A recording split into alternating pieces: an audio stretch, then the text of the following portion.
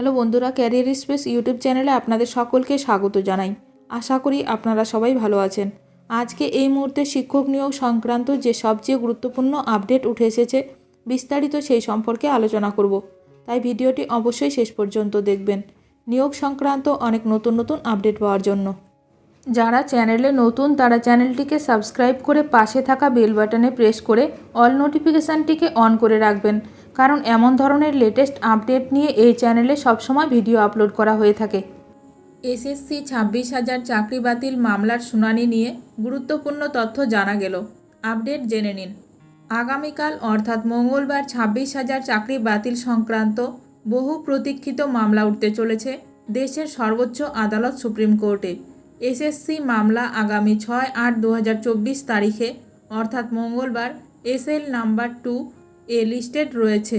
প্রধান বিচারপতি ডিওয়াই চন্দ্রচূড়, বিচারপতি জেবি পারদিওয়ালা এবং বিচারপতি মনোজ মিশ্রের বেঞ্চে মামলাটি উঠবে। এই মামলাটির দিকে তাকিয়ে আছে গোটা রাজ্য। এরই মধ্যে স্ক্রুটনি করে অযোগ্যদের তালিকা তৈরি করে আদালতে জমা করেছে এসএসসি। এই তালিকা অনুযায়ী 4টি ক্যাটাগরির মোট অযোগ্য চাকরি 1,461। এই 1,461 চাকরির কোনোটাই সুপারিশ করেনি এসএসসি।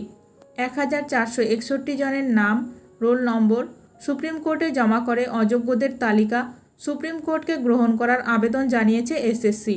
তবে ওএমআর কারচুপি বিকৃতর কোনো তথ্য দিল না এসএসসি। শনিবার সুপ্রিম কোর্টে পশ্চিমবঙ্গ মধ্যশিক্ষা পর্ষদ লিখিতভাবে জানিয়েছে, নিয়োগ ও সুপারিশের মধ্যে যে গরমিল তার কারণ নিজেদের মধ্যে বোঝাপড়া না থাকা।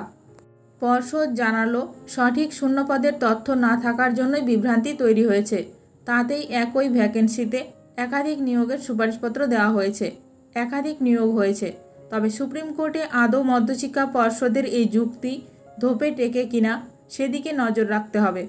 প্রসঙ্গত উল্লেখ্য, মঙ্গলবার 6 আগস্ট অর্থাৎ আগামীকাল এসএসসিতে চাকরি বাতিল মামলার শুনানি রয়েছে প্রধান বিচারপতি ডিওয়াই চন্দ্রচূড়ের ডিভিশন বেঞ্চে। তার আগেই সুপ্রিম কোর্টে রিপোর্ট জমা দেয় পশ্চিমবঙ্গ মধ্যশিক্ষা পর্ষদ।